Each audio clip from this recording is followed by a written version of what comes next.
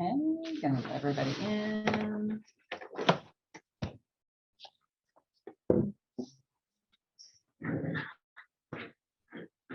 Okay, everybody's coming in.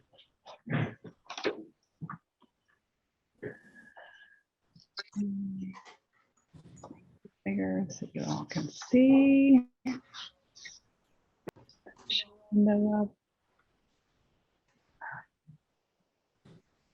All right, good evening, everybody. Hope everybody is doing well.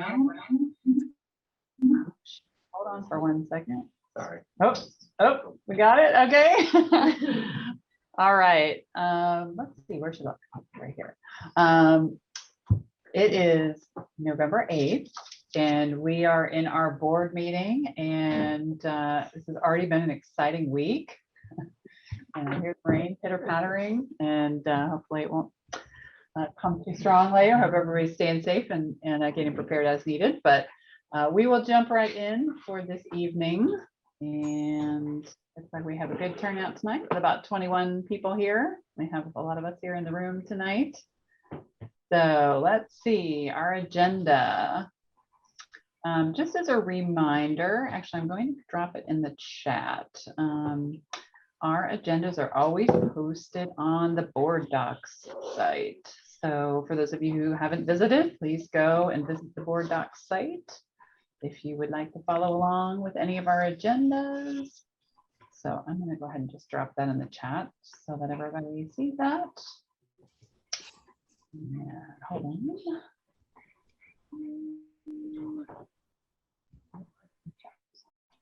There we go. All right. So that is our agenda, and our guidelines for participation in the public portion of our meeting are there as well.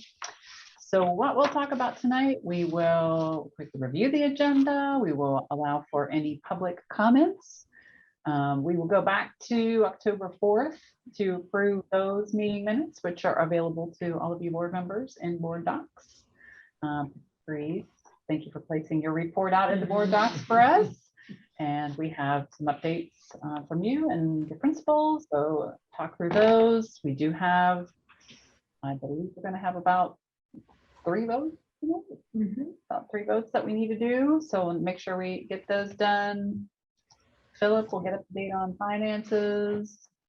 Sarah, PTO updates, if you're on tonight, would be great. And then committees, any committee updates and our strategic goals for the year, how we're progressing on those goals. And then Brett, words of wisdom, all right? So that is the plan for tonight. And capture that we call this to order at 6:35. All right. So we will go into our public comment period. So for those of you who would like to make a public comment, if you would like to type your name into the chat, then that will let us know that you would like to make a public comment. You have up to 3 minutes to make that comment, if you so choose. So we will allow some time. Also look over at Marissa. I know she's here, so I want to invite you to say hello and introduce yourself. Hi, I'm Marissa Caravellis. Kristen and I have been in other affiliations together professionally, and I expressed to her that I have a daughter who's 4 and has been in a Montessori school. So we had kind of chatted about Innovation Montessori, and now I'm kind of pursuing kindergarten, and then I looked into Innovation Montessori, and I remember like 3 years ago talking to Kristen about her kids going here. So I reached out, and then she said, oh, well, there's also opportunity to be part of the leadership on the board, and so I'm here to explore that. We were on a leadership team together for Greater Orlando Organizational Development. So I have like a hybrid background because I have like half my career at Lockheed in finance, and then now I'm at a family-owned company called Duda doing talent development. So I also spent a lot of time in a nonprofit, like my weekend job with kids until I had my daughter for like 10 years. And that was tutoring and mentoring at-risk kids. So I helped a lot with all volunteer and fundraising and stuff like that. So just kind of interested to see how you guys work and the structure of a charter school. Great. Thank you. Welcome. Thank you for being here. All right. Thanks to the shout out there to Lachey for the wonderful ribbon cutting ceremony. Yay. Neat. Any other public comments? We got a little heart on. See a little fun here at this board meeting, that little heart. It's this new little heart.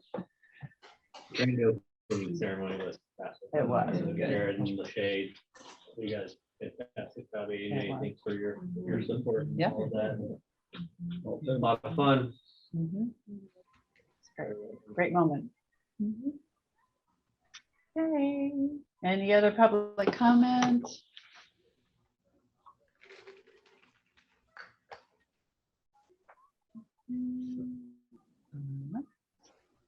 Dwight.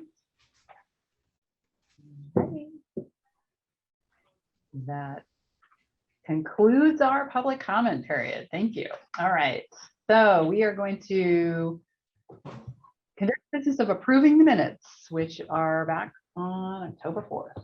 I'll move to approve the Any minutes questions? from October 4th as All right. presented in the draft attached to the agenda packet. You get the consent agenda. So yeah. Stacy. Okay. Motion to approve the minutes, second to approve those minutes. Any questions? Aye. Any opposed? Thank you very much. Hold on. Hold Somebody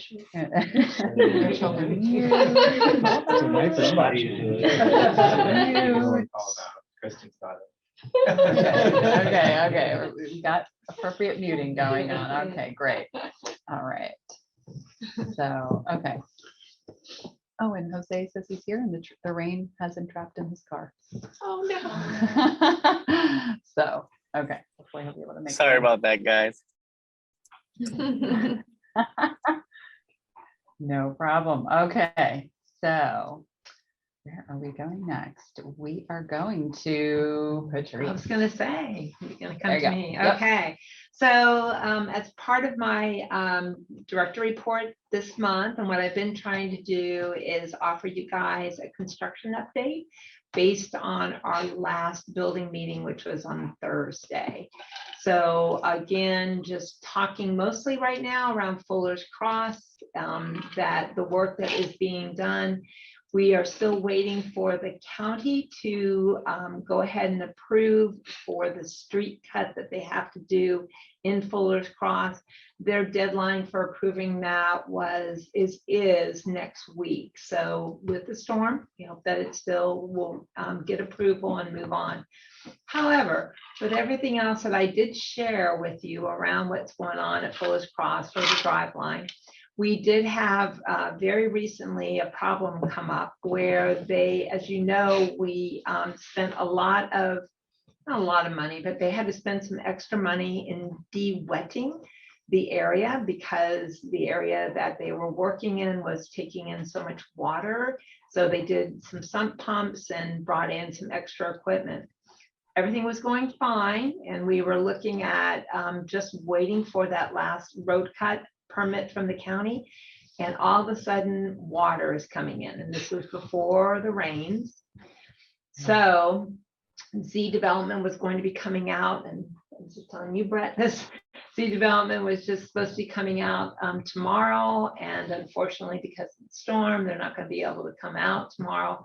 Fortunately, we do have a good contingency still at Fuller's Cross for handling any unexpected items. So we'll see what that means in terms, they've got to locate where the water is coming from. They've evaluated the irrigation system and it's not coming from there. And they've evaluated the neighbor's irrigation system. It's not coming from there. And so they now have to figure that out. So yes, Stacy, you missed that. That just came up.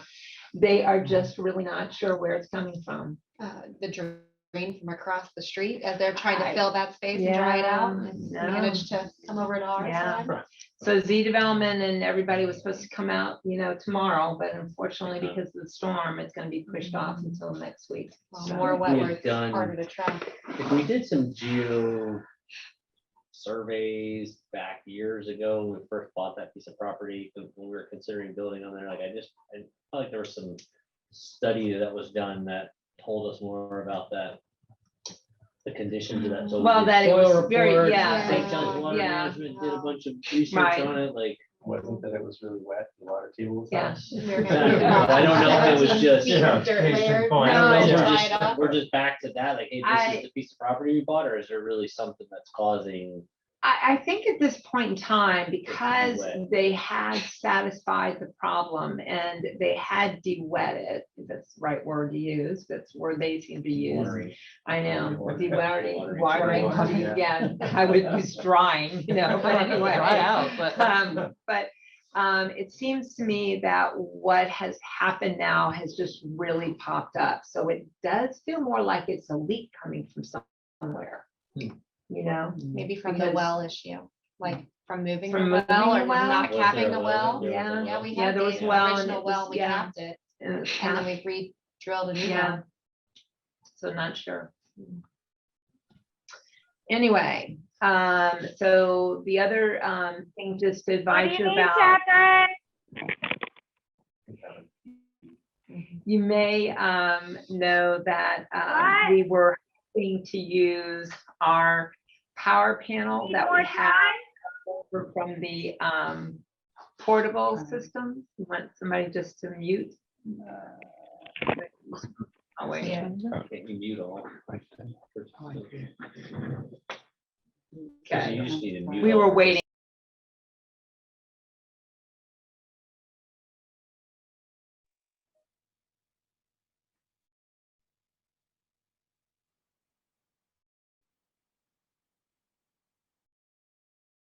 Okay. Can you also hear us? Mm. Can anyone give me a thumbs up? Yes, I can still hear you. Thank Thank you. you. Sorry, we had a blip. So we had hoped that we were going to be able to use an electrical panel that we had purchased when we brought in the modulars onto our campus. Unfortunately, that is too big. And the needs for Fuller's Cross, where we are going to be needing the electrical panel, this is what's over here is what they call a 3-phase panel.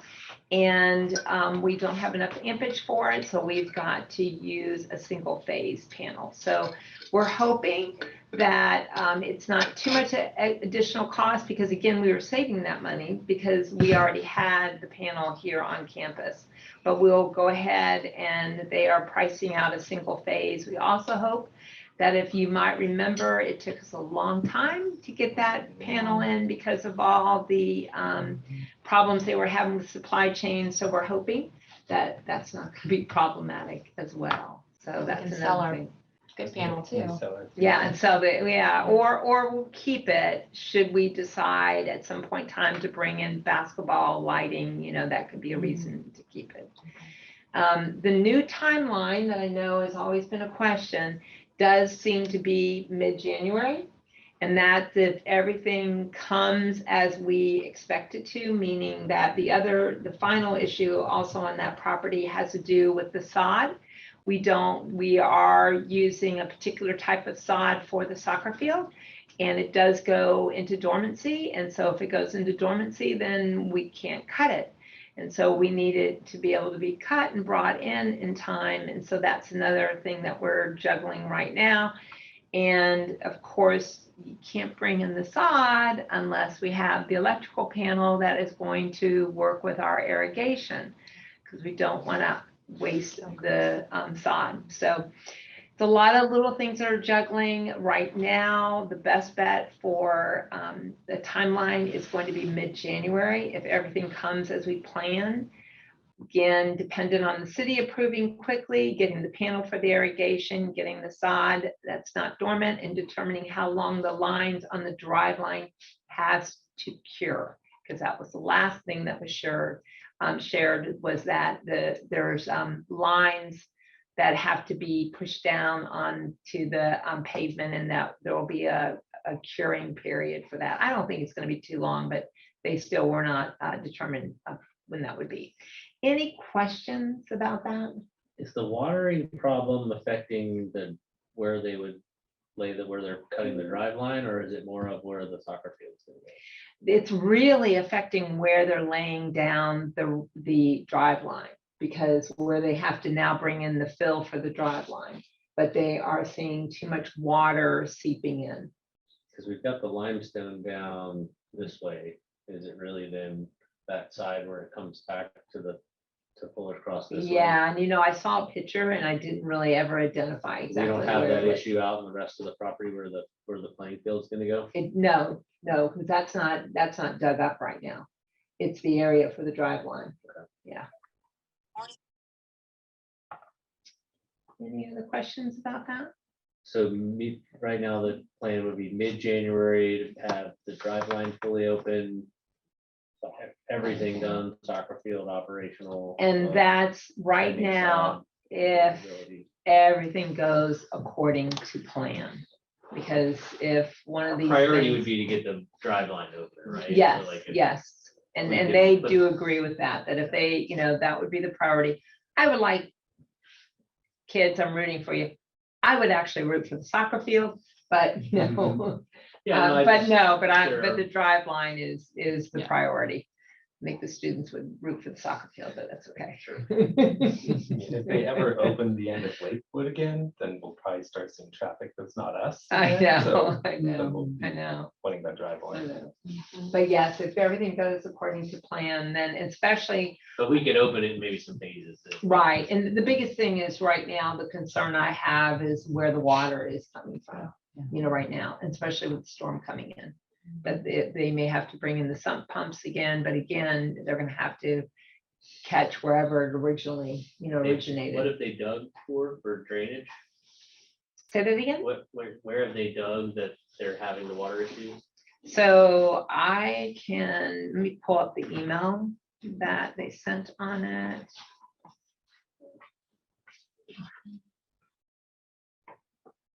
It's not surface water, right? It's underground water.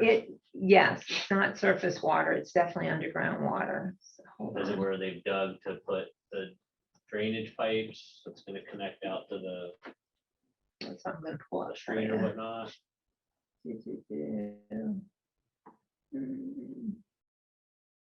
See.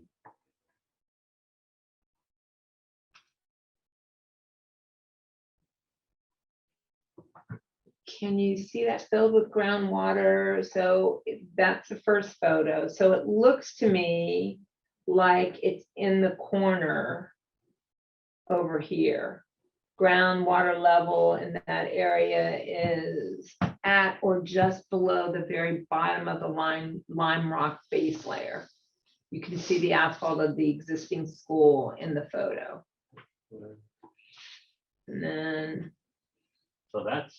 And then there's this That's area, That's this way, right? right? That's out towards the front of the school here. Mm-hmm. I'm looking at Dave. Shows the excavation. You want me to send this to you? Dave just sent it to me. Oh, okay. Oh, thank you, Dave. Thank you, Dave. So it literally just was going on back and forth today. Yeah, this So I is- haven't had anybody actually really get into a lot of detail, except for just for me, certainly concerned that this is coming up at this point in time, especially with the storm heading our way. That there definitely is, even if they find where it originated, they're going to, just because of the storm, they're gonna have to do some dewatering, drying out, in other words. When it gets wet, they call it de-drying.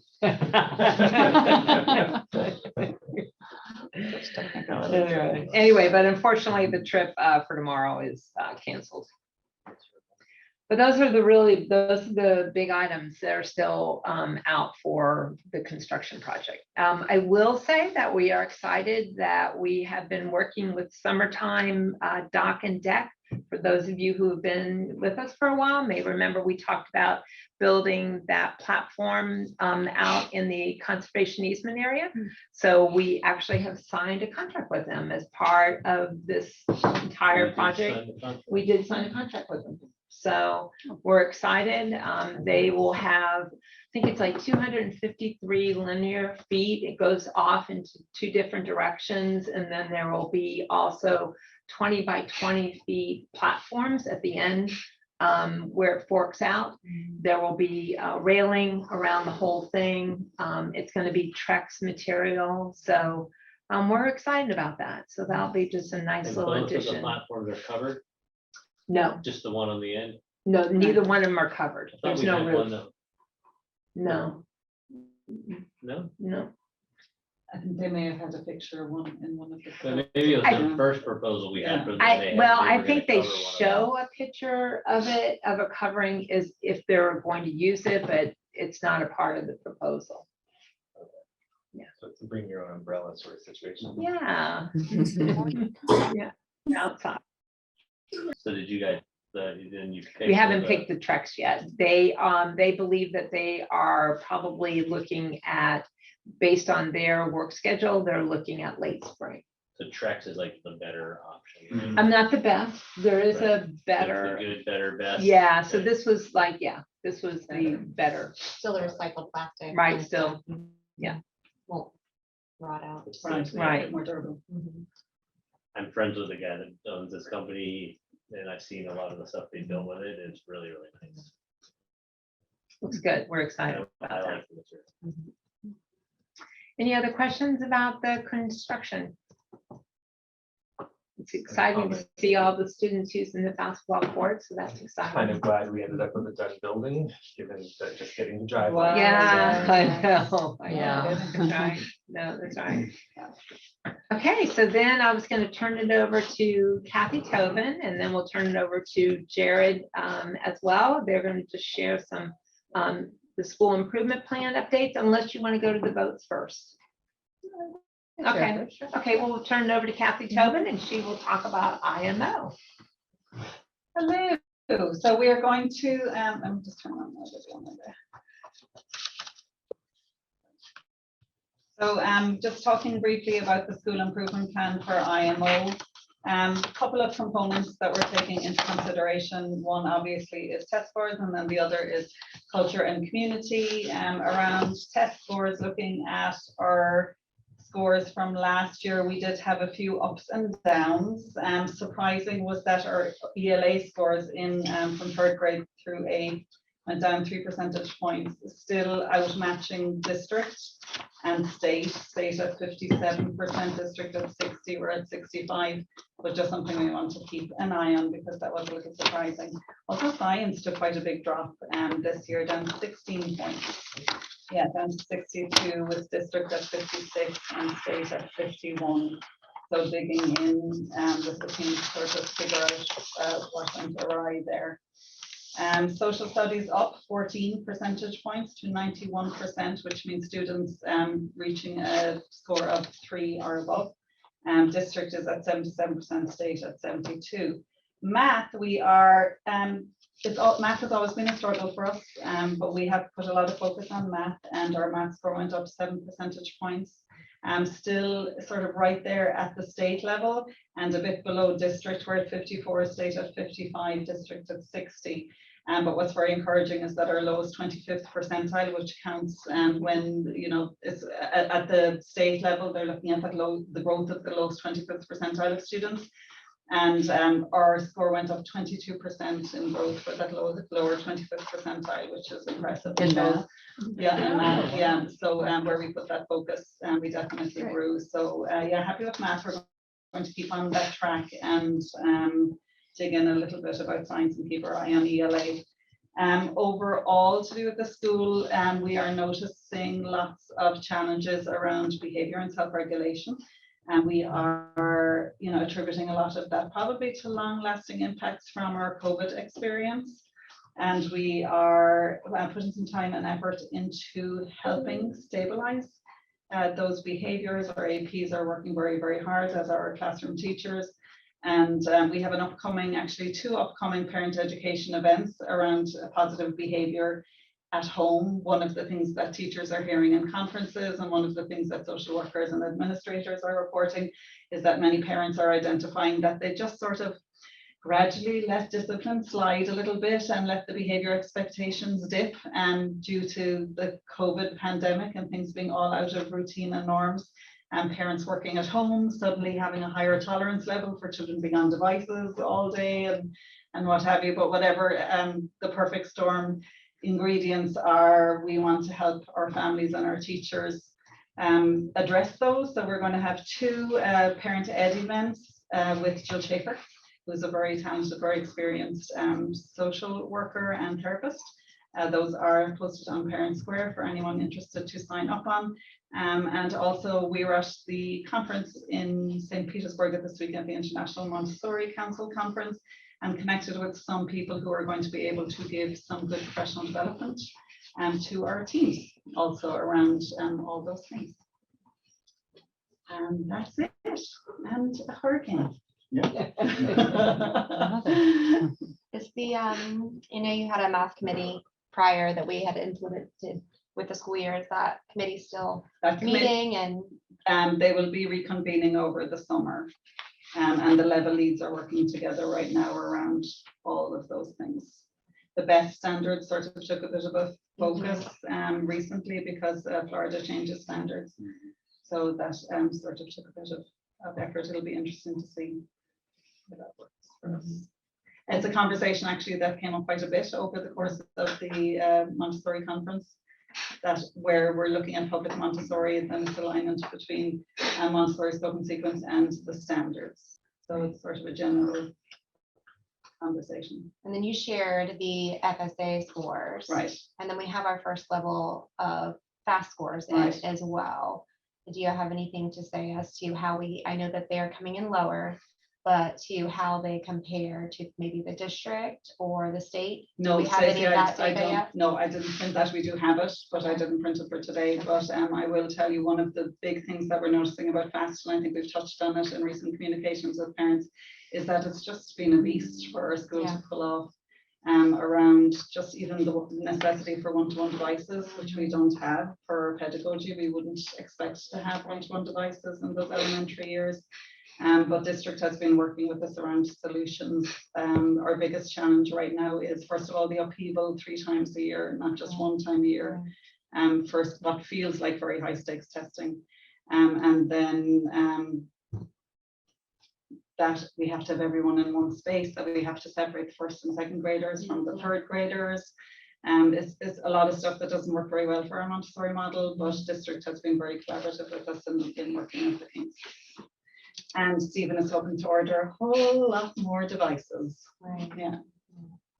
I can see that causing quite the issues. Right. And from an Testing administrative, coordination. right. And also I think the level of detail that we're getting in the test scores when comparing math to FAST is in deficit. I think I definitely preferred the input we got from math as opposed to FAST, but our hands are tied obviously now in what we can use. Okay. Over to Jared Stewart, Okay. high school principal. So I wanted to share data as well. First, to highlight some points of really excellent growth. So when we look at our overall performance in math, exceeded state and district averages, and even a significant improvement from the previous year. So our scores went up in math achievement 15%. Still not where we want to be because we're below 50% math achievement overall, but that growth was really promising. Our learning gains were 68%, so that was a 33% gain, and our bottom quartile was 91%. So the vast majority of our lowest performing students historically showed learning gains in math, which is fantastic.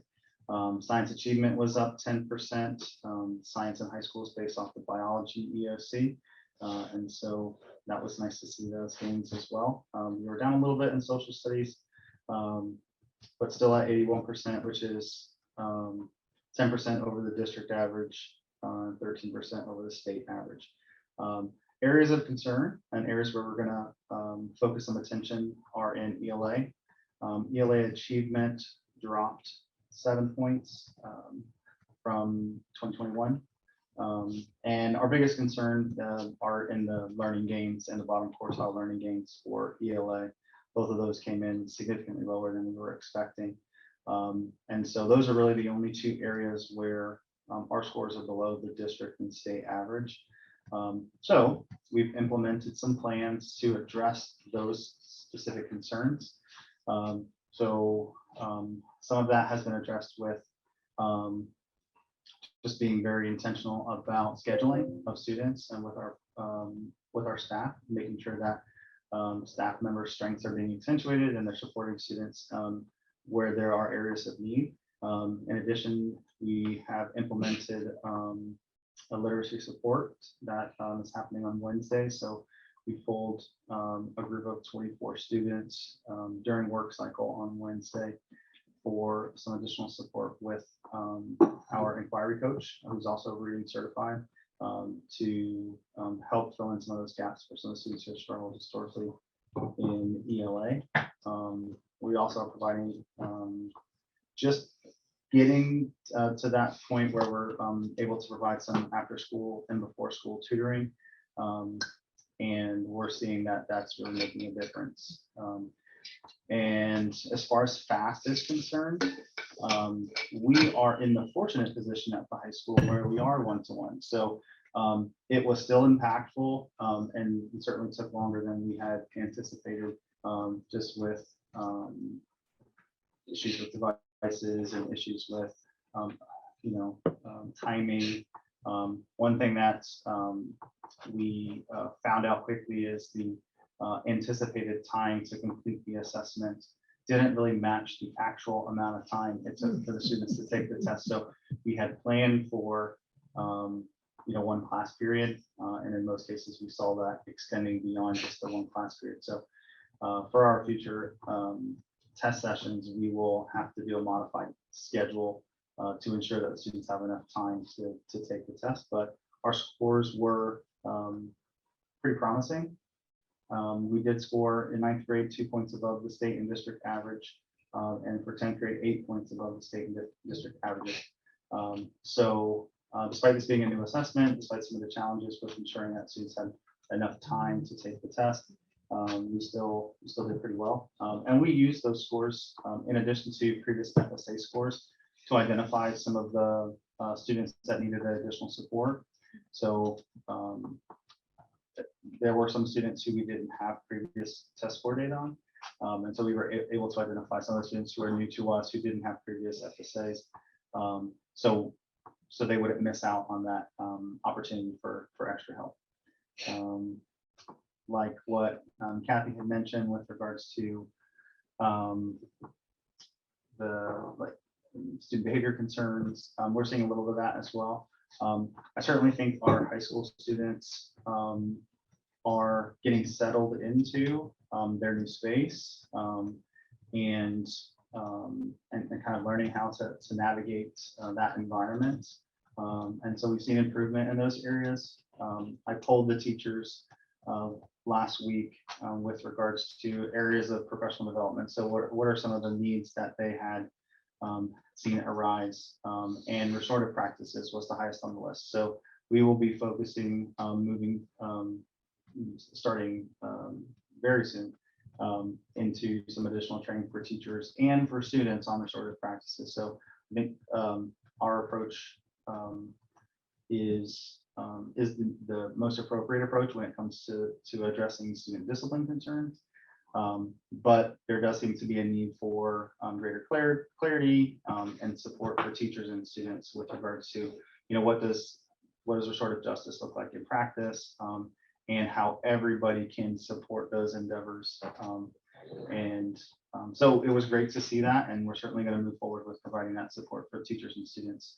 So they better understand what restorative justice looks like, and how they can incorporate that into their classrooms, and how students can even use that to help with their own conflict resolutions, even outside of the classroom setting and the support and the oversight of the teacher. So yeah, we have things to celebrate, and certainly some things to focus on and work on as well. Okay. Any questions? Yes, we've done one round of fast testing, right? Yeah. So the very first Yeah. time it was out there. Have you guys heard much from other buzz around the state, other schools? Were your challenges similar? I know our lower L is, our non being 1-to-1 is a little bit unique, but for high school things, length of time. Similar. Yeah. Yeah. Other charter schools reporting the same. I haven't had much contact with other district schools, but certainly other charter schools reporting that it just feels like a beast. And like in the past, when we would do progress monitoring using math, it was just a very casual, low stress event that would happen in the classrooms. We would give the teachers a window of time within which to complete the testing. We'd cycle the devices through, so they had a few days with which to do it. But it was all very low key, and the teachers were actually excited to get the data and everything. And now all the teachers have to do, like for the annual FSA testing, teachers had to do test administrator security courses.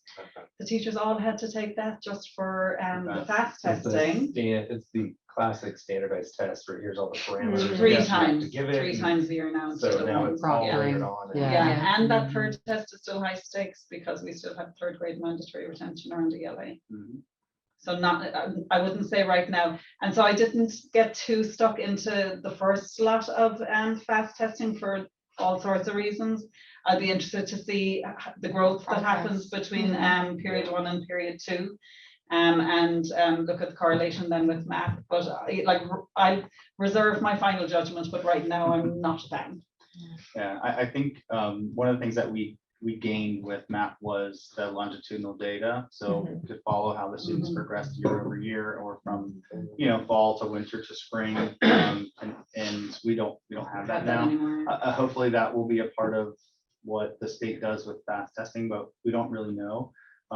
And one of the other benefits of the MAP assessment was the reporting, and there was a lot of directed and very targeted support. So it would help with grouping students that had scored similarly in similar areas. So it took a lot of that manual labor. Like if we were to do that with FAST, it would have to be done manually. So we'd have to look through every single student's scores. We'd have to do a lot of work to be able to utilize that data in a way that's more meaningful than just a scale score or a quartile ranking or whatever. So my hope is that will be developed. That will be my feedback if I have the opportunity to share with the state, which I may be sending some emails here shortly. And I even requested to see if we could somehow get permission to use MAP instead of the fast testing. I don't think that will happen, but it was at least worth the the effort to send that out, because, and I pointed out those factors of the reporting and the data that was very useful with MAP. It's progress monitoring, just like FAST, but also that's a nationwide assessment. So we're comparing our students not just to Florida students, but students across the nation. So we get a broader picture of where our students fall, where their skill deficits are, and where their strengths are. So to me, it's a better test, better use of our time and attention. But hopefully we'll see some. Are there time limits given by the state? For the windows? Yeah. No, not for completion per student. No. So they're One allowing an unlimited amount of time per student Right. to sit And at a computer to complete each Right, portion? and the Yeah. allocated time, I think one of the huge problems with the first go round of FAST was that the allocated time in no way came near to matching the actual amount of time that it took. So when setting all these Planning, right. schedules, like we had lower L children who were two hours Mhm. still into the test, you know, whereas before math would have been maybe a 30-minute max. We saw the same with the high school students. And I actually just read something that's for the high school EOCs, which historically have been 2 sessions, 90 minutes per session. That's going to change where it will be 1 session. I'm thinking of like the algebra test, for example, which is what I read just yesterday, is going to be 1 session. The benefit is the students will have access to a calculator for the entire test, which I think that will be helpful for some that need that accommodation. But they will basically have a school day to complete the test. So there's no limit. So I wonder too, like we have students with IEPs that have accommodations for extended time. So what does that now look like? Because if everyone is given until the end of the day, Right. okay, extended time has to be an accommodation above and beyond that. That you may have 2 days. So How that do you then schedule turns that in- day? That turns Yeah. into 2 sessions. I have some questions about that, but that's something I just read yesterday. So something else to. So sort of to Yeah. piggyback on this, we're getting Wonder some of about. these data points where we're seeing where we have still some needs in certain subjects and others. You mentioned the tutoring piece that we have pulled some funds from ESSER. I think we're able Yep. to fund some of that. That is happening after school, correct? Right. Like in addition to the school day Yes. that is being currently taken Some away before, from us. some before some after Okay, for the high school. okay. Right, perfect. And are we implementing any of that at IMO? Yes, we have after school tutoring going on 3 days a week. We didn't have, Selected needs. yeah, we identified the students who needed it. Unfortunately, we didn't have enough tutors to go around to meet the need. We have to understand that with all that lovely post-COVID period that we find ourselves in, I think adult bandwidth is also Yes. stretched, you know, Yep, so, staffing. yeah. So find we that have, you know, we have an amount of teachers tutoring, but probably not as many as we could use. Yeah, and we did something similar where we were targeting specific students for tutoring to invite initially. And then I've let the tutors know too, like, if I have someone inquire, I'm gonna connect them with the tutor, even if they're not part of that initial group that was targeted. You know, some of those students are, you know, they have some limitations of being able to stay after school. And so that's why we've also implemented the during the school literacy support. And we also, in addition to that, another level of support that doesn't necessarily tie directly into testing, but it ties into academic support. We have some students that were placed on academic probation based on their grades for the first quarter. And so we've created what we call a focused work cycle. So on Wednesdays, which for the high school, each period on Wednesday is about an hour, and it's dedicated to work cycle. We've said, okay, we're just going to create some small groups with our 2 teacher assistants who are going to work with those students. Most of the students who fell into the academic probation category did so because of work completion issues. So work was not getting completed on time, turned in. And so we've seen some success with pulling those students out of the classrooms in a smaller environment with more individual attention to be able to get caught up on the work.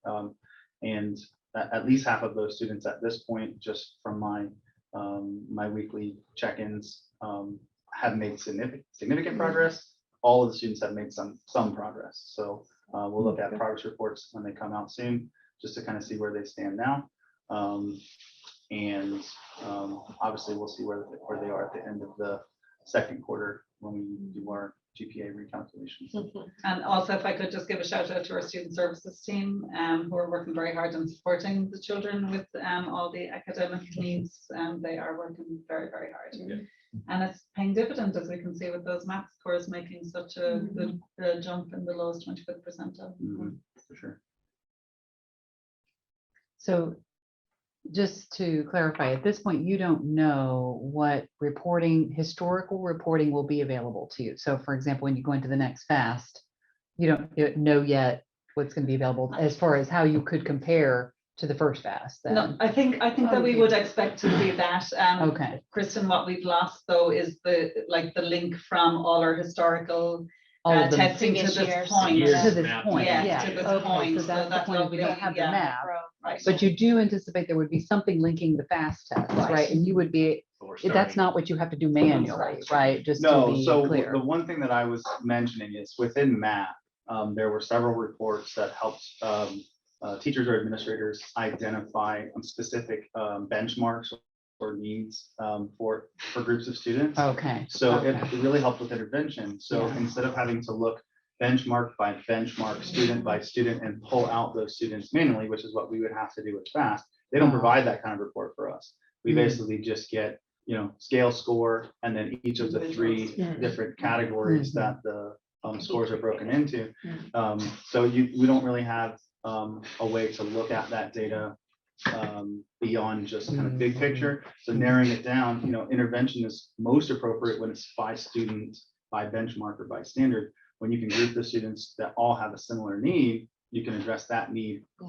in that one small group, as opposed to, Mhm. it being piecemeal or having to spend a lot of time disaggregating that data. So Mhm. MAP did that for us. You Mhm. don't get that with FAST. So it Got just makes it more challenging for teachers to be able to identify those specific areas with students, since they have to do it all by hand. Yeah. And there are some Mm. schools electing to do both. I Mhm. was actually speaking to someone who told me that at their school, they're continuing with MAP and FAST. For us, that's just way too much. Too much, testing. yeah. Okay. Yeah. Teaching's been canceled this year. That's right. I know. Yeah. Well, I know. I did read something too that said that, no more than 5% of your school days, like how that's designated, can be for testing.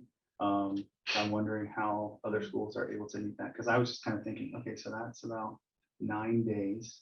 I'm thinking, okay, well, they ask us to do at least that much or more Mhm. for our end of the year testing, plus now you've added all of these other things. So Yeah.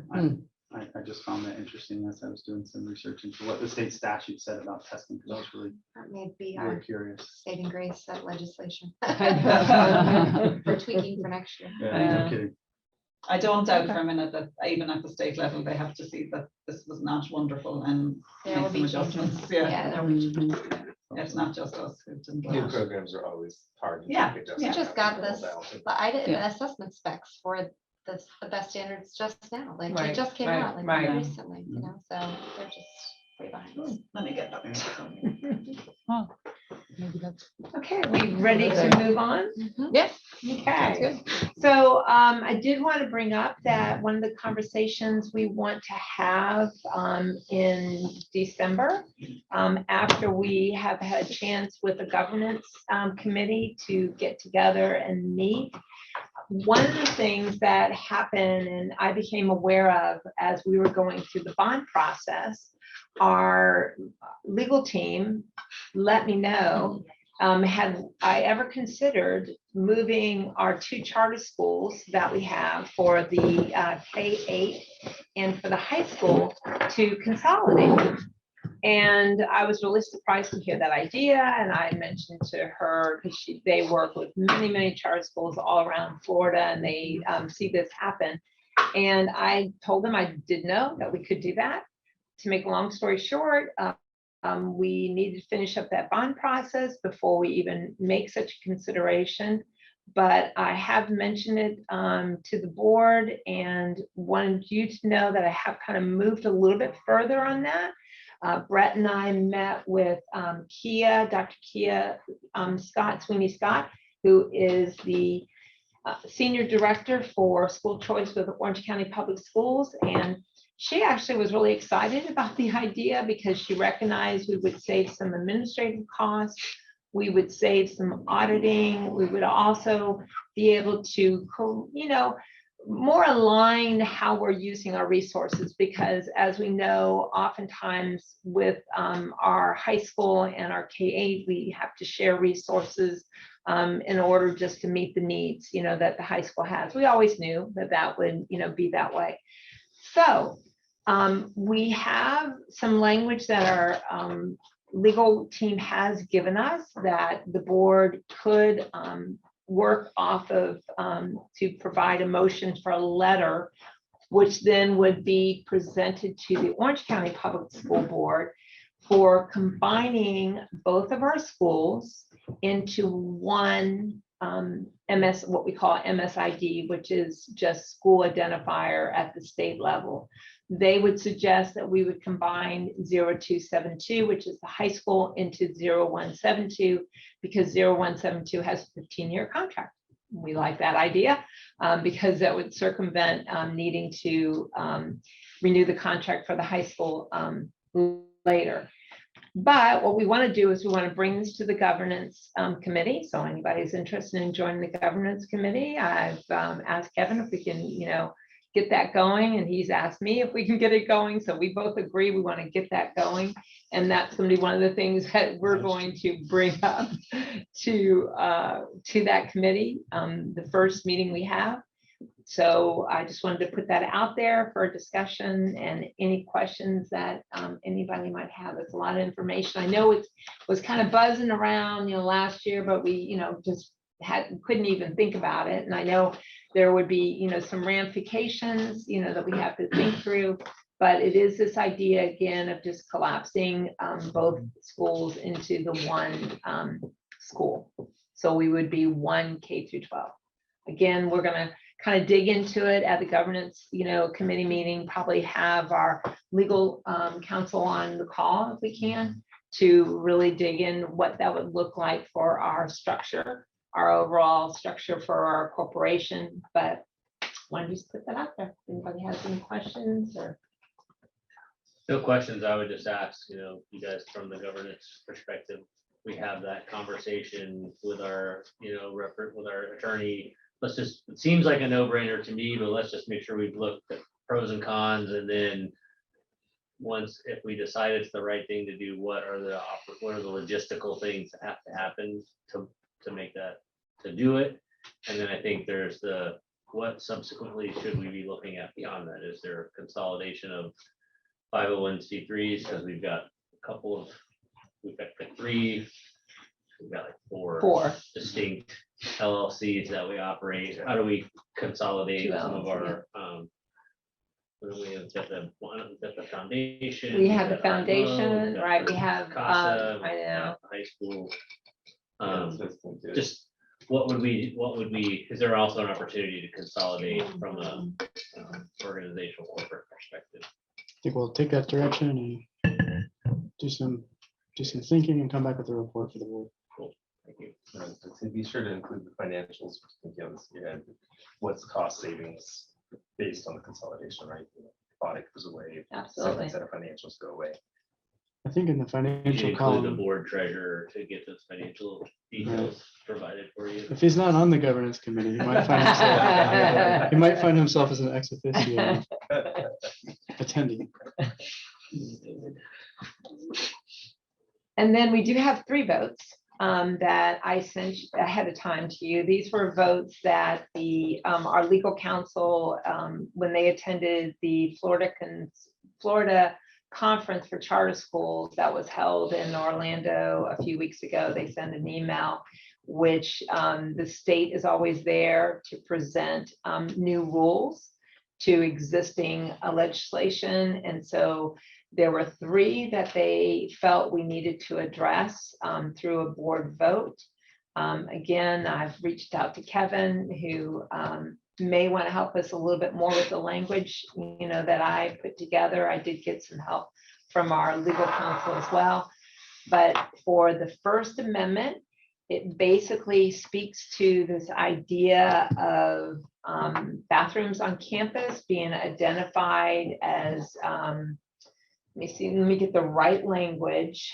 Basically, that we have to include when we have a separation of bathrooms or locker rooms according to some criteria other than biological sex at birth, that we have to have some policies in place. So the concern we had, not so much a concern, but we at first felt like maybe we didn't have to address this at all, because we technically have bathrooms on both campuses that are single stall bathrooms that people that are not comfortable using their bathroom that would be assigned to their biological gender, that they have access to these single stall bathrooms. So we were going back and forth a little bit, like, do we even need to address this? Because this really does call out some lockers and some more, what you would think for, larger bathrooms with, multiple stalls in them. So we were back and forth with that. We did come up with some language. I've asked Kevin if he has any input on the language, whether or not we even need to vote on this one, or if you want to talk about some language and any changes you would make. All right, so, there's 3 of these rules that we're looking at, and they were all adopted just a few days ago, really, by DOE. And they're all a little bit different in the way they're written. The second one we're going to talk about says that every charter board must have a policy, and here's what goes in it. The third one says the charter board has to have a procedure, which is maybe something that doesn't have to go in our policy book. This one says that if we do have a policy, this is what it needs to say, and it goes on our website. Because the way it's written is if we do have a policy, and because our model is these single stall kind of genderless bathrooms to which this doesn't apply. Whoever wrote this legislation wasn't thinking about single stall bathrooms. In fact, I think the administrative code provision does call out single stall gender neutral bathrooms as being not subject to this policy that if we have. And so my thought was that we could adopt not necessarily a policy that goes in our policy book, but a procedure consistent with what's in the agenda packet that says, and I think that this went through a couple rounds of editing because we were trying to understand what the rules were. But I think in the final version, what was written is that all students have access to single occupancy bathrooms that are gender neutral and maybe used by both genders, presumably providing a comfort level to students of all stripes, right? So I think that if we had a procedure that just adopted that, we would be covering the base. As I read that administrative rule, it doesn't say we have to have a policy. It just says what we have to say if we have a policy. And I think I'd rather not, So I read it. because we're already fixing the problem with the way our buildings were constructed. They're just newer models. Right. So do you want to say again what you had down? All students have access to single stall. It's exactly what was written. written, I think okay, that you yeah. wrote, Patrice, that Okay. It's in your Innovation form. Montessori schools provide single occupancy bathrooms that are gender neutral and may be used by both genders. I thought you changed it. Okay. I didn't mean to. I was So That's all right. I didn't see that there was a change. I'm looking at Sloppy what you paraphrasing. submitted, yeah. this language right here, that what this bullet, is this, Kevin, what we'd be looking to put in our policies? Not a, well, I think we that don't want to This call would it a be the- This would policy. be a procedure. I think it's a procedure because if we have a policy, we're going to talk about things that don't really apply to us and we'll put it on our website. I think that part of what was in the packet we would strike because it's not a policy. It doesn't go on the website. It's just a procedure. So basically, I'm gonna take out that last sentence then. That's my recommendation. Okay. It doesn't even sound like we're putting in place a procedure, it just sounds like we're making a statement of fact. I'm not sure what we're actually, And honestly, even, I got Voting on to Kevin's, put in our I know, record. I got Kevin's feedback. Our legal counsel went after they actually met all together. They went back and they were kind of, I think, feeling the same kind of thing about. Well, the next sentence seems like it would be more of an issue. Students are not permitted to utilize bathrooms that are designated exclusively for adults. Like I could see where that would almost come into play more often. We for don't have those- one here, one and it's in- right here. yeah. This is, this is yeah, like- you sign on it, it says I know. adults only. Adults only. Yeah, I mean, I think, so the thing about the website, the reason it's there is that it says if we adopt a policy or procedure, we put it on the website, but there's an exception explicitly in the administrative code that does not apply to bathrooms that are single occupancy bathrooms. Right. So in that one small way, Do we have The any agency has bathrooms that are gender specific? Yes, at the high school, we Yeah. have in the Yeah, multi-purpose. any room. gang bathrooms are gender specific. Yeah. Which I think this law is about, right? But as long as we also provide single Single stall, occupancy, gender, gender yes, neutral bathrooms. gender then- neutral. so I think where I ended up with this is that it's a staff level procedure that all students have access to gender neutral bathrooms. And I think that I might even back up a little bit and say that the board doesn't have a policy or procedure. The board doesn't adopt anything. And so I'm Seems gonna, like an operational. I'm gonna make no Okay. motion. I don't, so I'm saying, Okay. I don't, that's why I'm not Okay. comfortable saying the board needs to enact anything here. If you guys need an operational policy that just makes note of, so that if parents or students need to know that, oh, there are gender neutral, single occupancy bathrooms, great, and you post that on the website somewhere, like. I don't think we do No, I don't if we think don't have it's on a board policy. policy. Yeah. So which is So- really an operational Sticker, a banner procedure, At the top of the website. which is one of the things that Kevin's gonna help me with as we go through our procedure manual, so. So this is not a thing we have to vote on. So I right? guess we're gonna. What problem is the state trying to solve here? By. Sure, we can all imagine.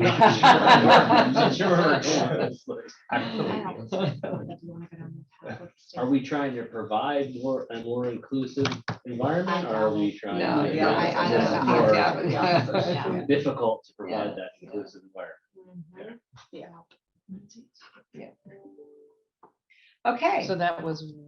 so number one, there's not gonna be a vote on No that. more. Right. So what are we doing in the So remaining? okay, for the remaining, so again, this one was to designate the principal or their designee for the review and approval of online educational services, terms of service and privacy policy to ensure compliance with state and federal privacy laws. Basically, that somebody at the school level has to, the principal has to have a designee that any kind of educational software that we use, that we make sure that they are compliant with state and federal guidance for private policy.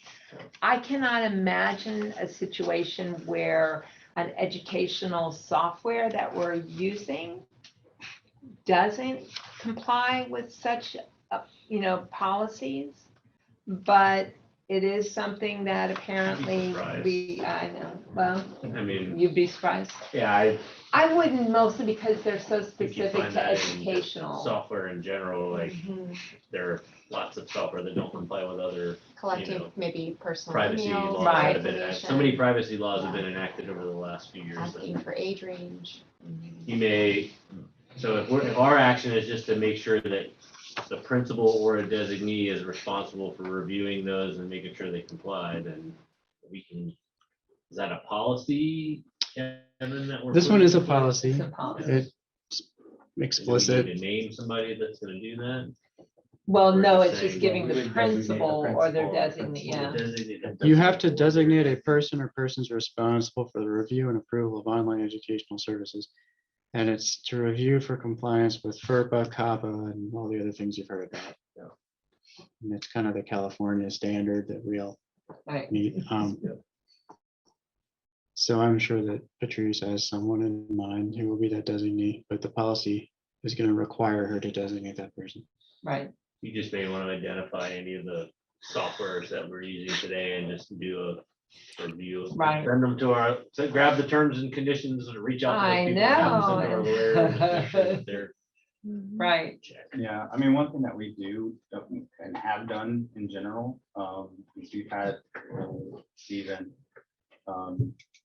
go through those privacy policies for any of the software. That's kind of part of the vetting process that we've already had in place to see, okay, what student information is being collected, if anything, and then what their policies are with regards to how that information is going to be utilized by them. So And we have to, right, and we have to designate in here, that we are saying that we prohibit any educational service sharing or selling a student's PII for commercial purposes. So that's something I think has to be a part of the wording. That But we you're do. probably gonna wanna take those documents and send them to our legal team and have them do that review. I mean, I know Stephen may pick up on some things, but he's not a lawyer. You don't wanna put it on him to I make think sure. I think what we're gonna recommend, and this is something as we flesh out the actual policy that goes in the policy book, we're gonna vote to adopt a policy that complies with the checklist that's in the thing. But I think what we probably do is work with legal counsel to have a checklist put together. Here's the things we're looking for. You can't ever be perfect. I mean, even lawyers just give you legal opinions. But our compliance checklist is just that, and it's something that would be distilled so that a person in-house could do it. Otherwise, it gets cumbersome.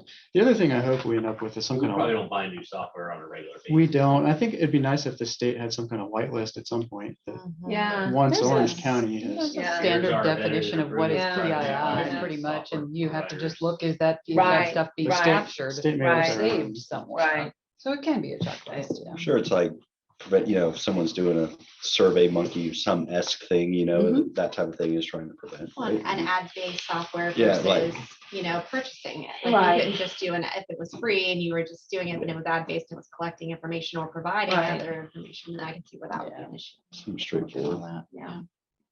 Principal approves So it. is So the are we- what are language we as voting? it's written, Kevin, look okay to you for our vote? Yeah, So we need a So- motion.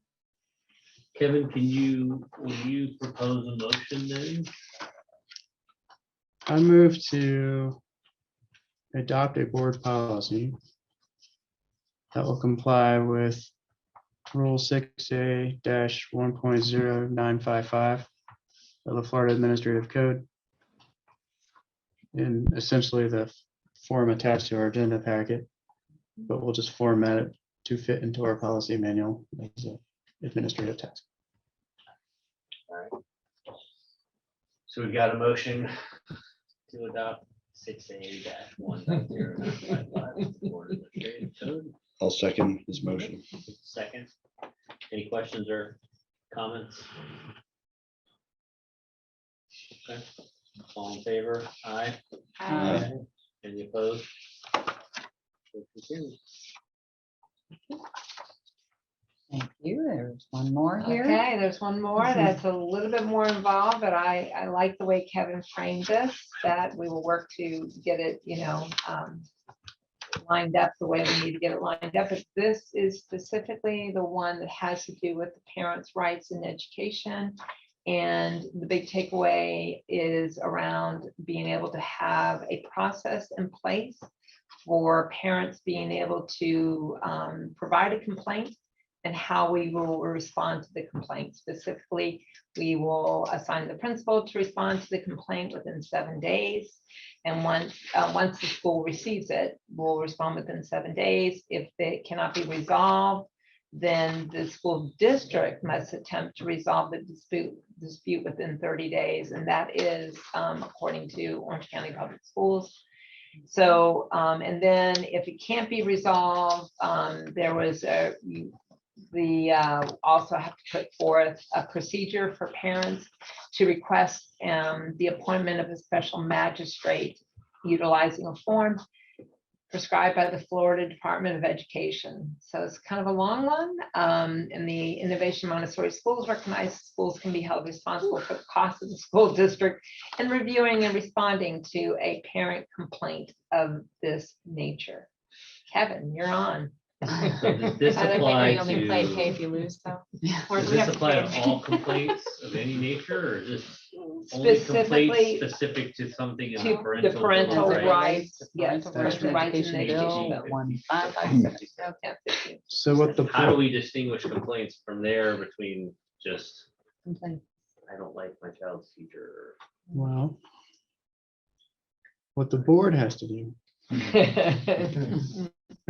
is adopt a procedure to let parents know what the procedure is to go through this dispute resolution process, starting with the principal and the principal's response within a reasonable period of time. We've chosen 7 days, which is certainly reasonable. And then if they remain aggrieved after going through that, to go to the district and get the district to help sort it out. And ultimately to go through this special magistrate process. Our additional duty beyond adopting that procedure is to fully cooperate in the district's resolution process, which I presume we would, because we're required to. And also to designate the person who's responsible to respond to the departmental inquiries, which would always be the job of the executive director, I would think. So for the purposes of what we're voting on today, I think that it's adopting the procedure to notify the parents of how this works. That is written down in your board packet. And I think that the procedure we're going to adopt is what, how are we going to notify parents? And I think what our idea was that when one of these things come up, we're going to tell them. Is there any more specificity than that? Do we have a policy today that exists for handling complaints with this kind of level of detail? Just the At all. communication guidelines. We have our, yeah. So Yeah. take it to the. So this is, yeah, teacher, because the principal, parental to- rights is, you know, is so specific now, Right. you know, in the last. I'm couple just trying to years. understand, are we creating a fork in our complaint process that says now we're gonna be very specific on complaints that are of X nature, other complaints are gonna be, do we have one policy that covers all In complaints? my mind, it would be fantastic if the intake process was one intake process. Right. Mhm. And then once something has been flagged as implicating the parental rights bill, then it would have the potential to, after the 7-day period, trigger the district intervention.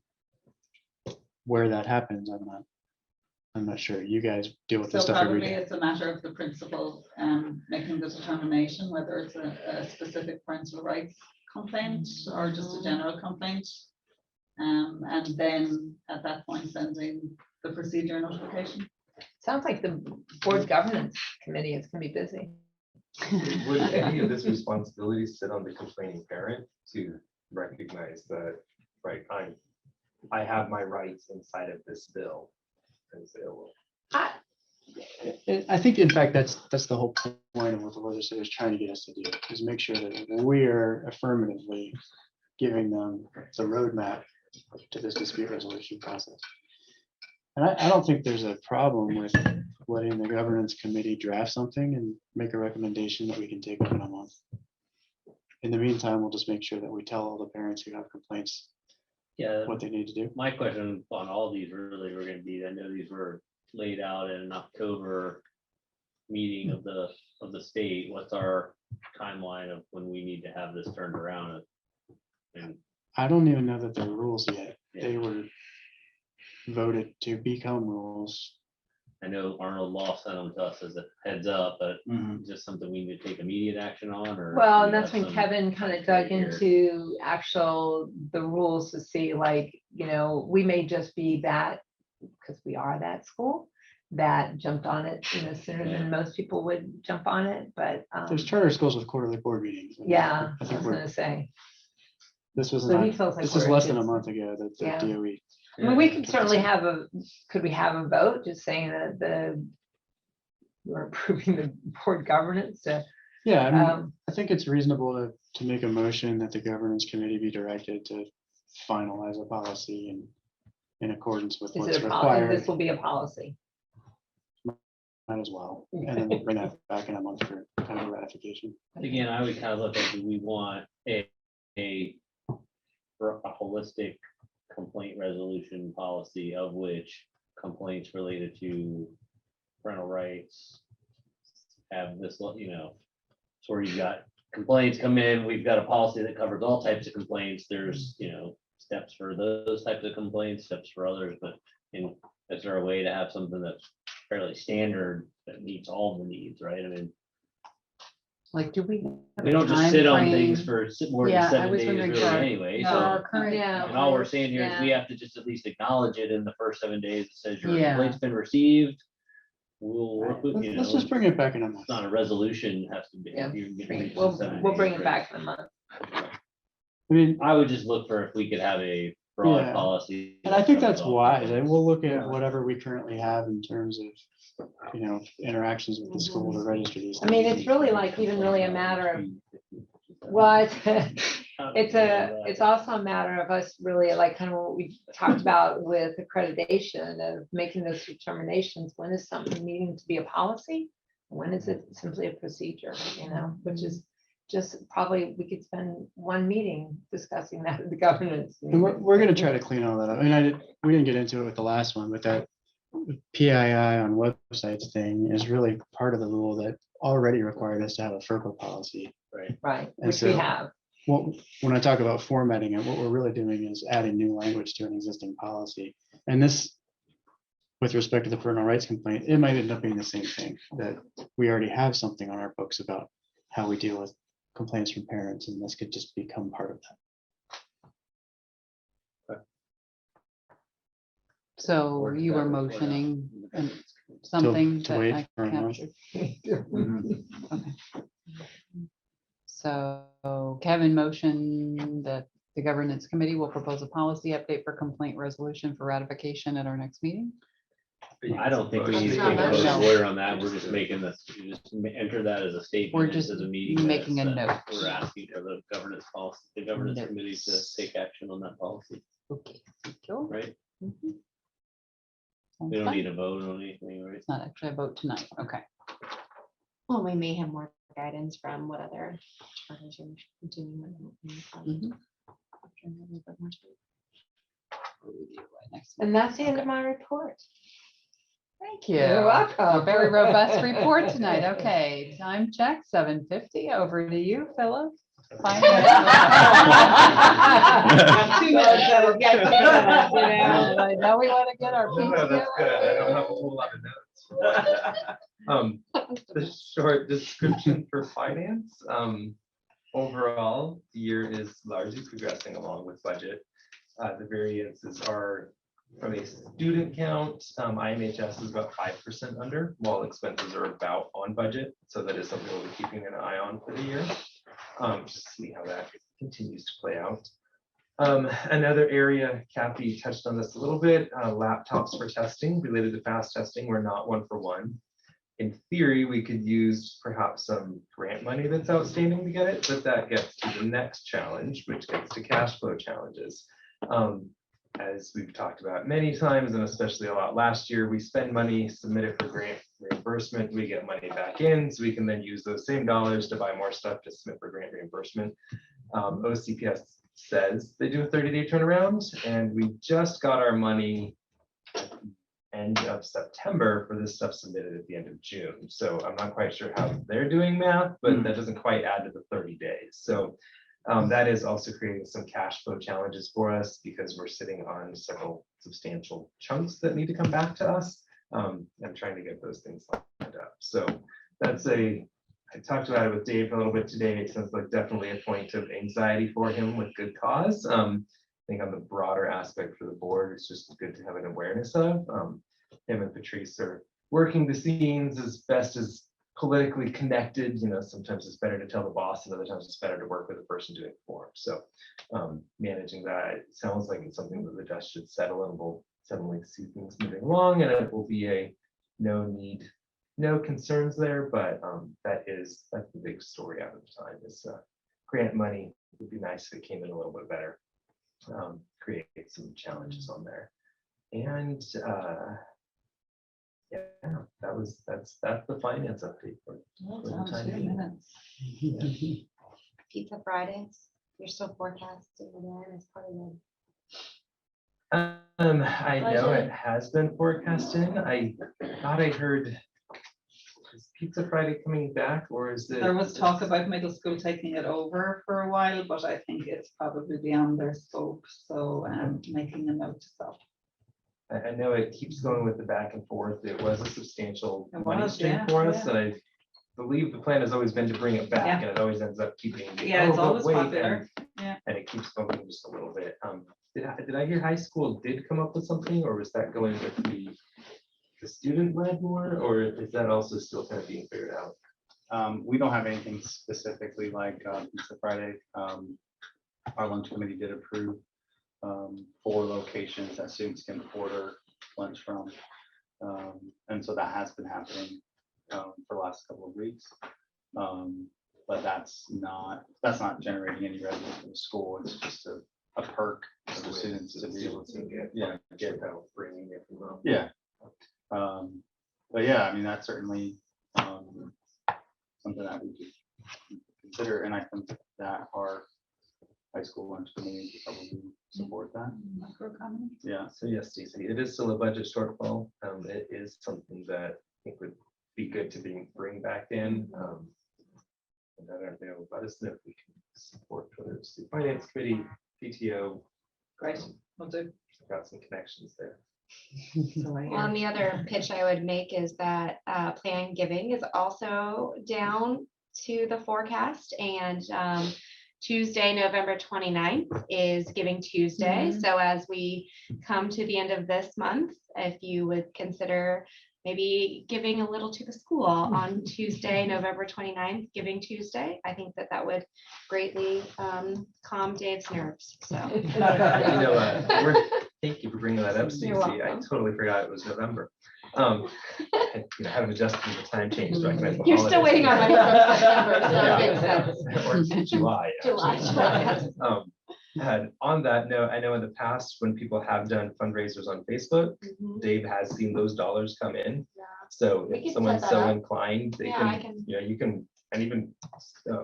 I just can take that community on because I members- did that easily Community members last. can even last do it time. as well, right? Okay. Like they can, whether it's connected with a Right. birthday or whatever, those dollars will make it their way to the school and Yeah, Dave will be like, it's kind of yeah, an easy marketing And I don't know Easy how return. often we've really, mentioned this again, but if you haven't attached your Amazon account to Mhm. our nonprofit, please do so. Yeah. That brings us a little bit of money every time you Amazon Smile. Amazon Smile. Everybody jump on it. Yeah, and anyone at the big theme parks whose volunteer hours can turn into That's cash for right. us, please also Mhm. do that. Yeah, that's right.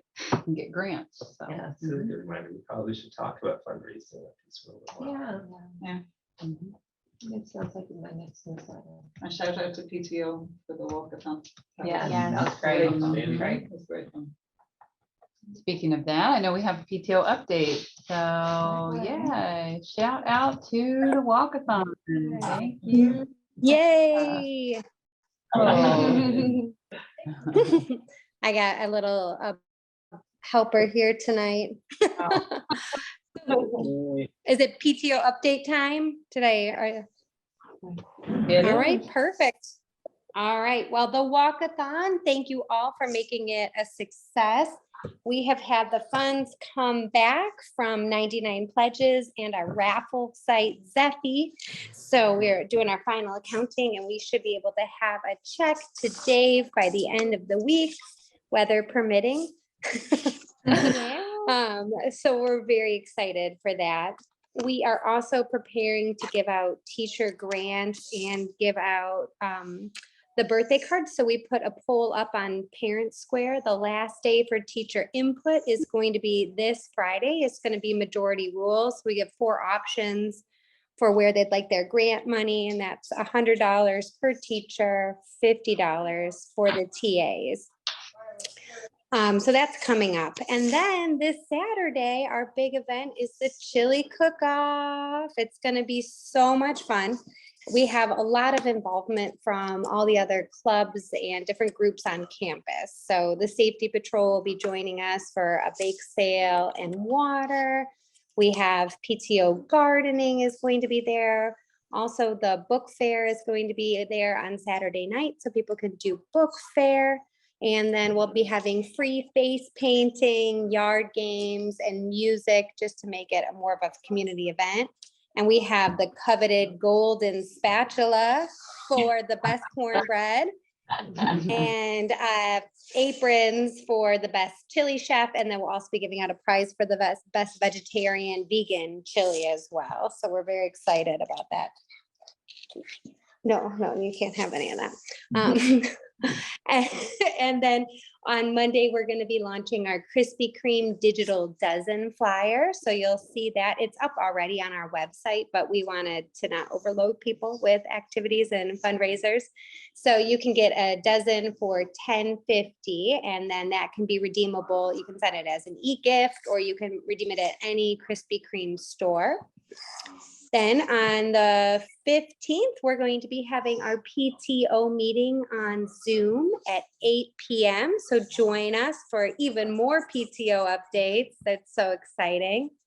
And then on 11/18, which is Friday, we're having a spirit night at the Ice Factory in Kissimmee. So it's going to be an ice skating family night, really fun for our younger families. You can rent a little push cart where they're learning to skate, or they give free kind of skate walkers. So any little younger ones can join. And then we also have a party room. The safety patrol is going to be joining us. They're going to be doing fairy hair and henna and a face paint as well. Yeah, you can have fairy hair. And that's obviously very popular if you don't know about fairy hair. This little one introduced it to us.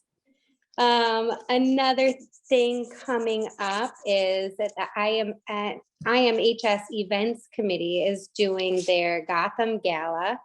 They have a big ask of $280 for an inflatable photo booth. It would be a reusable item. They also have a wish list, which I will, after I'm done talking, send in the chat for you. So that sends us to their Amazon wish list. So they're going to be having a raffle, and any parents that want to donate items for the raffle, also items that need to be donated for decor. A couple of other updates from other clubs and things around school. Trades is asking for $250 for a tool set. So we're going to be having a PTO vote on that to see if we have the funds to support getting the tool set for middle school trades. We're working with Brandon, the athletic coach, to build maybe a Gaga pit at high school and maybe main campus, if that's approved. We have a parent that's donating about a fourth of the cost. So we're in contact with Lowe's, Home Depot, and 84 Lumber to try to get some volunteers or maybe donated lumber. We're also going to reach out to Boy Scouts and Girl Scouts to see if maybe some of the Eagle Scouts want to help. We're going to have mostly the students build the things that they can. Obviously, there's going to be some parent supervision because there's going to be saws and air hammers and all of the like. Yes. And then there was also a request to paint and make a 4-square in the area between the multipurpose room and the basketball court. That's something that we probably should discuss a little bit further, but maybe they want to paint that. So that could be something that PTO could support. And then the final program that is coming or still needs to kind of get off the ground is the Club for Robotics. There is a starting that. My dad's really excited. He's going to start a middle school robotics club. And so he's working on obtaining funding and just getting some parent involvement. So that's getting off the ground. And we've had some positive feedback for parents that could be interested as we work on getting the funding and things like that. So that should be the PTO update. That's a lot. So we have a lot going on, and that just gets us through November, and then we'll try to keep our December a little bit lighter as everyone goes into the holiday season. Impressive. All Thank right. you.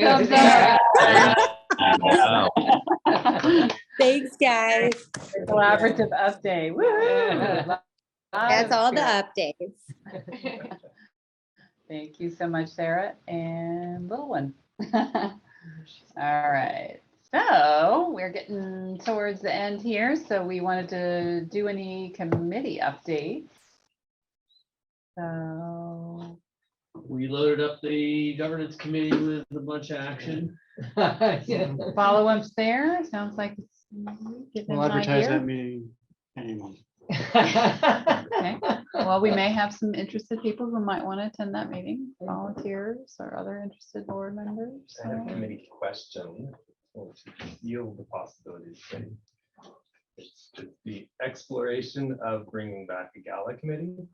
So it would be, I'm like, yeah, the more I look, the more I'm like, as our community ages and we have families move on, there's more opportunity, I believe, for a lot of, for solid fundraising to come out of that gala. You know, even to my own family, I'm like, oh yeah, like the time left at the school is much less than the time having been at the school. Aw. So with that side, I think it would be, you know, the earliest we would do a gala would be 2024 if we were to kind of start something, and knowing the path and, you know, the length of time it takes to set them up, to line up the locations. So I wanted to at least present the idea, kind of get board ideas. It'd be something that I'd be up to being like the sponsoring board member on it. Obviously, we need community members to actually to run it, to field it. I'd probably try to convince Kristen to be like, hey, could you come to the meetings? Even if you're like, I won't do anything else, just come to the meetings and tell us the things. And then be like, someone needs to do that. Oh, and then yeah. we'll walk away. Well, You don't have to, you don't have to You may stress as want to much, choose but- somebody who hasn't run the gala before. Well, see, that's what I'm saying, it would be much easier to come to the meeting and be like, oh yeah, that's a challenge, someone needs to be on that. And then next month, she could come back and be like, so did someone take care of that?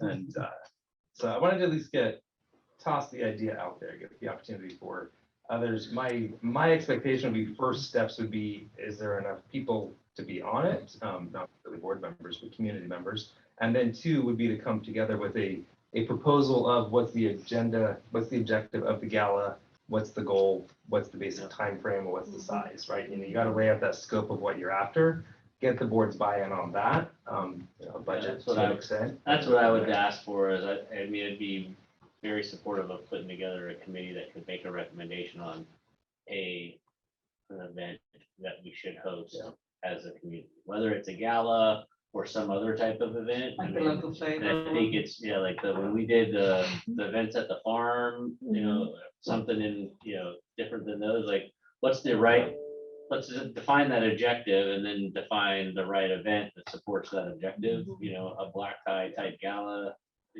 serves a purpose, but if it's not what we need or what the community wants, then let's find the right event. So I do Or maybe think even having some a, polling, like you could throw a out bigger like event would a be quick survey fantastic. to the community to see what would be of interest to even our community. I Yeah. think that would be interest, just throw it out on Parent Square to Mhm. just put a little survey together or a Google form of some sort to see what people would really be interested in attending. And, obviously it would be a Price fundraiser point as as well. well. So you're looking at a price point Yeah.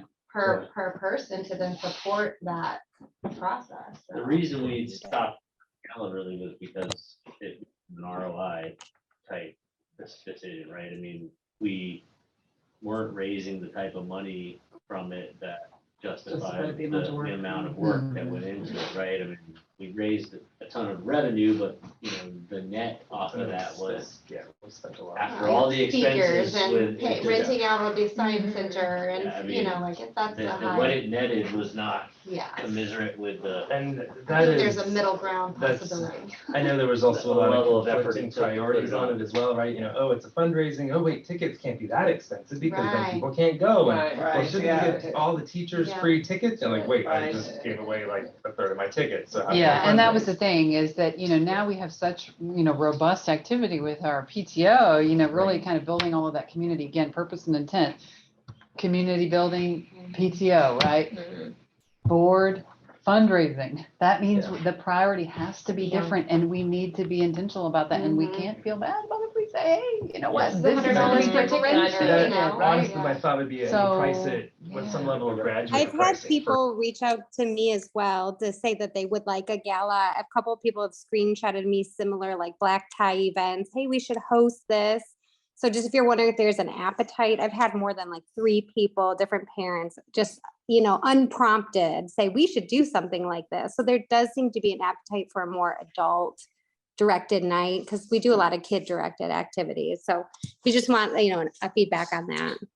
But gala really then, to raise the type of funds you need to make it really profitable, means you need to reach way outside of the school community and bring in a lot of external folks. right? That's the part that I think that we're And getting. if it's close really to. just an event for our school community, then that's different than what a Right. gala. That's Gala really community serves in building, bringing yeah. outside sources and new folks into the community to help fund and support and get involved. And That's exactly what I think it should be, right? And that's also where that first step of the committee would be essentially that scope out what is it, and then it could come back to the board for. if that's the goal, then Yes, you're giving out 100 tickets to all the teachers, cuts and Right. undercuts that whole mission. Yeah. Right. It's not that you don't want to bring your staff and teachers to that, but Right. You'd have a sense. of- Sponsor your Struggle teacher's with that. ticket. Yeah. Sponsor your Yeah, teacher's or we could do, Gifts we for, could say- gifts we for could the do a winter. gala And then more casual, like a happy hour, buy a ticket for 2 drinks, and then we could give the teachers drink tickets and, but that's more of a social event. Yeah. And the gala is Yeah. more fundraising. Good example of relationships that we've made in recent years, that how do they maintain a connection is the banks, the lawyers, all those ones that were involved with our bond financing. there was, it would be very likely to buy a table at us and drop $1,000 to come in and, then maybe even give tickets away for someone because they're like, well, we're doing it to stay connected. But if you don't have an event, then there's no opportunity for them to really come in to really, right? And half of them were gonna try to make it to our open house just for an hour and a half touch point. With 3 hours of driving on their part to get here. Yeah. So. Problem with that was we rescheduled the grand opening the Yeah. same day. as They didn't make I the conference know. kicked off. I'm like, oh, Yeah. we're at the charter school. 'cause of hurricanes. But, yeah. And I would say, I think, as Sarah was sharing with some unprompted interest there, like, I think now is the time, we've been 3 years of, limited on all of Right. this. And then it was, the ROI wasn't there, but I think there's more of that groundswell. I'm with you. Like, I know you're a kid. No, but you're on the right track. Like, we really should revisit that, reassess the purpose and intent, how do we truly take it to the next level, right? Yeah. So, because I think people are ready, to get out there. I was helping out with the Pet Alliance over the weekend. They do the fur ball, Yeah. the fur ball gala, sold out, and they told me the number they make. I'm like, dang, I was looking around at some of the things they were, it was, it That's was right. really The great. age of our organization matters too, because, Mhm. someone who was 40 years old when we started, way back when, is now at a very different stage of life. Their kids have gone up, maybe even gone through college, and the finances of being able to say, don't spend $5 on a coffee and do it. Now they might be like, yeah, I could write you a $500 check. That's no big deal. I just need the Say we've idea. got some wealthy alumni. I'd like to think that we do, and I'd like to think that even if we don't have them now in another 10 years, right? This is that 5 to 10 year Yeah, vision that- thing. You get it back, into rhythm. Don't shoot too high for the first year or two, but as you get a couple years I like going, that. you start to get Right. that, and now suddenly you have a framework for Yeah. those donors to come back and say, yeah, this was the school. We're gonna have high school students go on and do awesome things. And where is the place that they come back to and connect at, right? Where do they come back in and connect with those people who are still the backbone of the organization, oftentimes behind the scenes?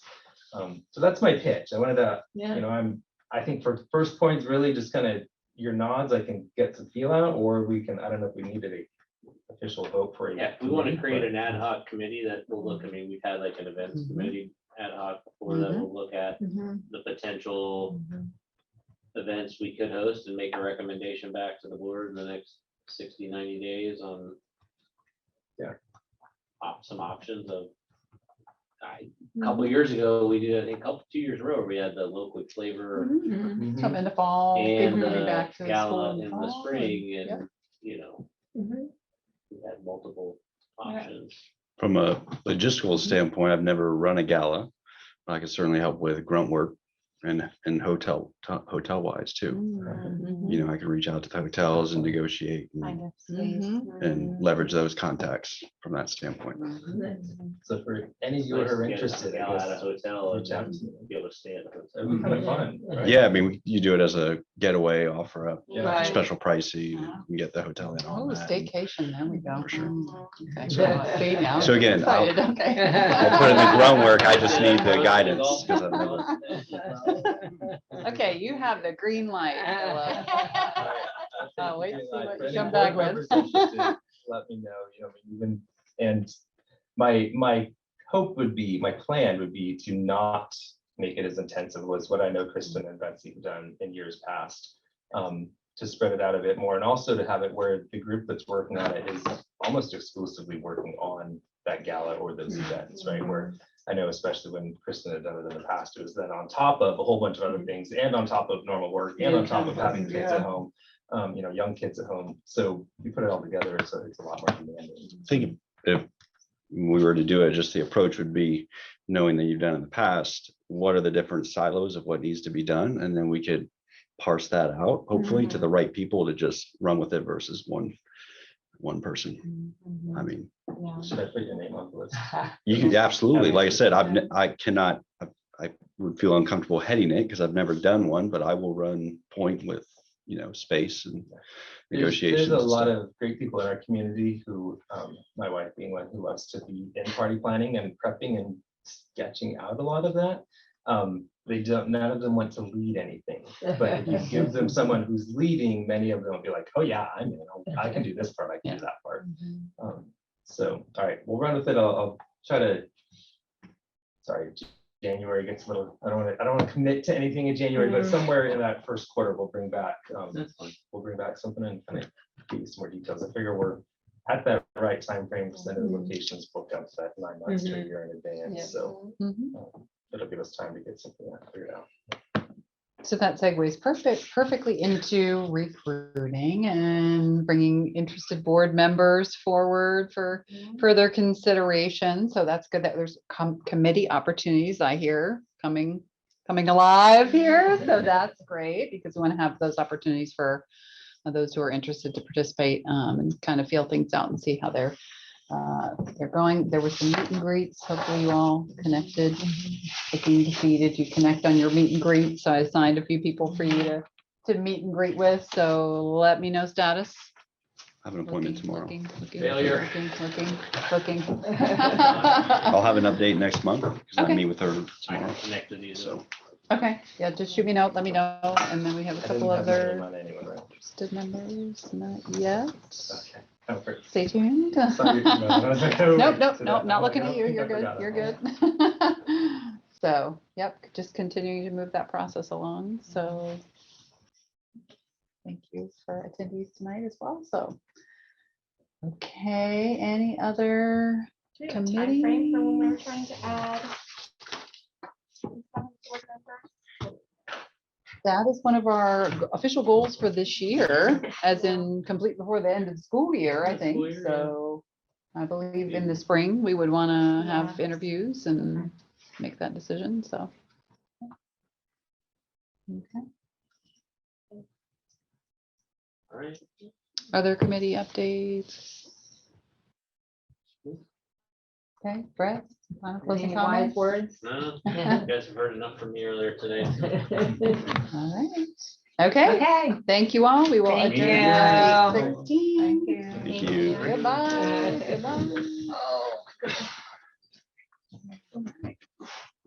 goodbye.